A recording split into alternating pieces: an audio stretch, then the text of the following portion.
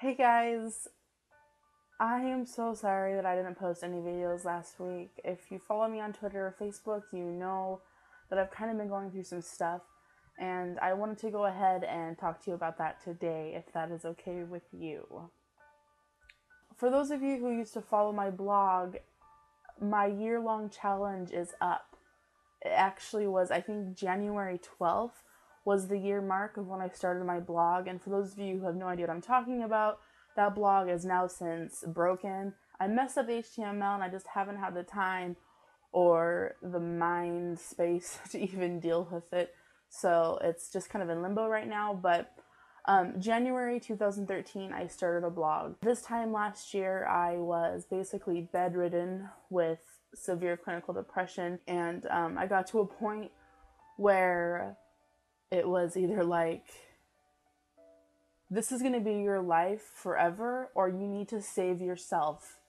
Nobody's going to save you but yourself. So I made a choice, and my choices were either life or death, to be perfectly honest. And surprisingly, I chose life. People look at depression on a scale of like 1 to 10, 1 being like, oh, kind of sad, and 10 being suicidal. What people don't realize is there's actually an 11 on that scale. There comes a point in severe depression where you are so horribly depressed and so incapable of doing anything that the task of actually taking your own life is completely impossible, because you can't do anything. You can't get out of bed.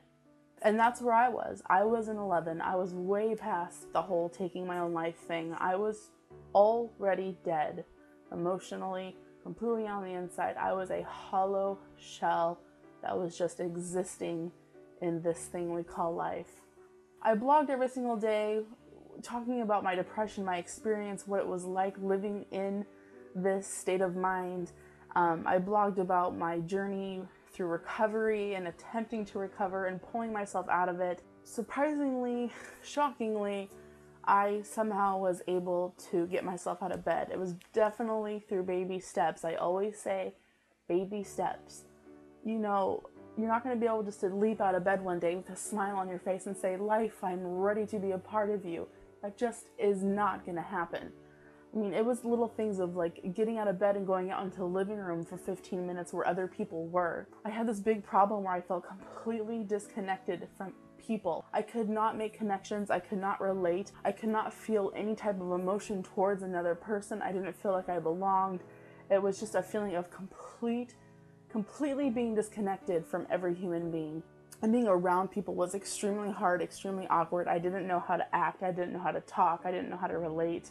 It was really, really difficult for me. I forced myself to get out of bed to go hang out with my family, my own family I couldn't even be around. And it was just little things like that. It was putting on makeup one time. It was going to the grocery store, going out to the curb and getting mail, or going for a walk. Little things like that to anybody who has a healthy brain would be like, okay, that's just everyday life. Like, that's not a big deal whatsoever.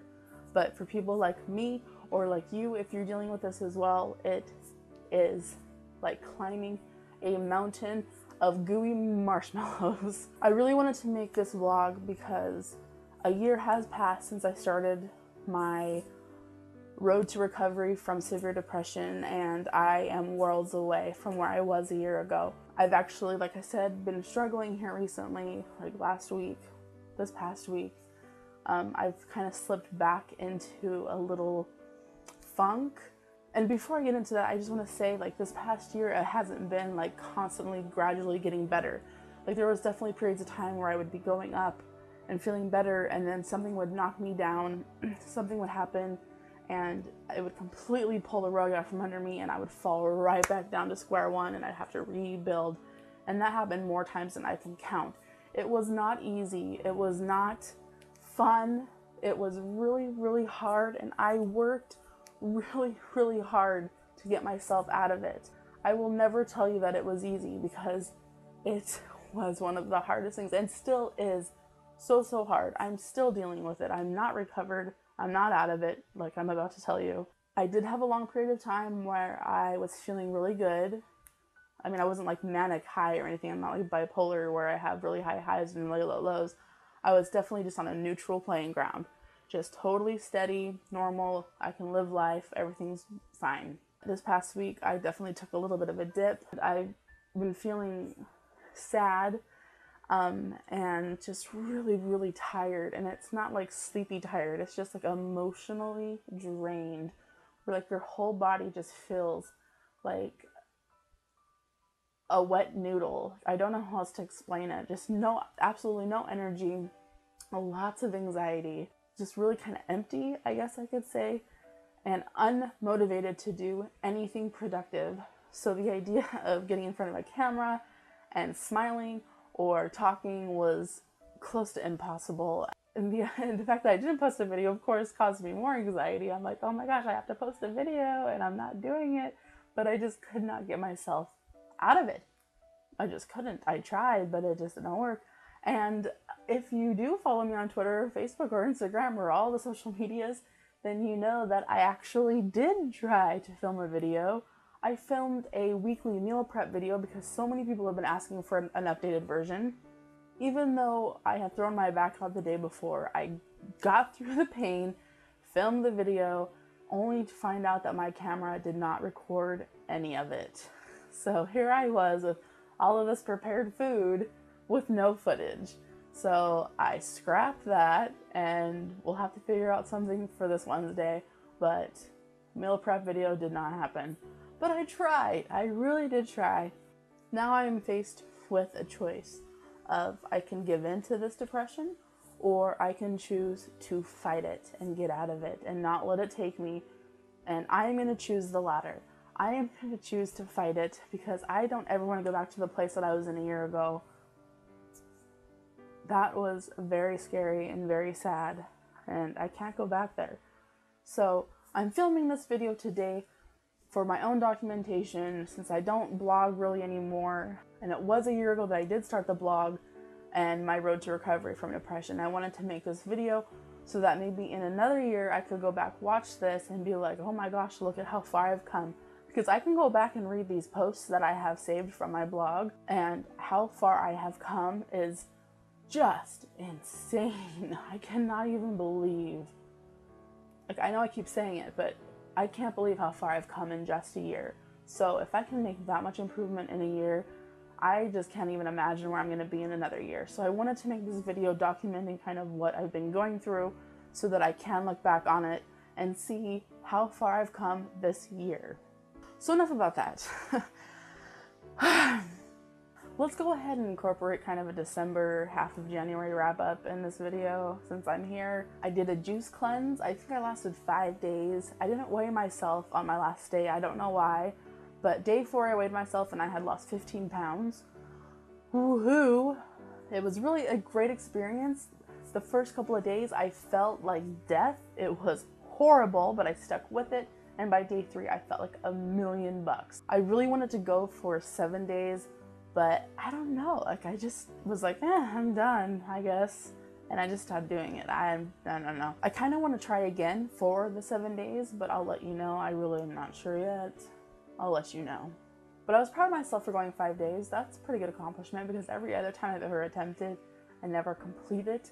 So yay for 5 days, yay for 15 pounds. As far as a weight loss goes, I think I've just really been focusing mostly on mental stuff that I really haven't like dived in with the weight loss thing. And I feel like I've disappointed some people on my channel because I know when you come into my channel it would appear that I'm a fat girl in the process of losing weight, when in reality I keep losing weight and then gaining it back. Like I keep losing 10 pounds here, gaining it back, losing 8 pounds, gaining it back. And that's because I have not been okay in my brain. I have not been okay in my heart. And when those two things are not in balance, nothing else in my life is going to go the way I want it to. I have to get those two things lined up. I need to get myself into some yoga. I need to meditate or something so that I can be zen or whatever it is I need. I don't know, but something. I need to get something going here. So this year I really want to focus on my weight loss, my fitness, getting healthy. I set a goal for myself that I would run a half marathon by the end of the year. So I really want to work on that.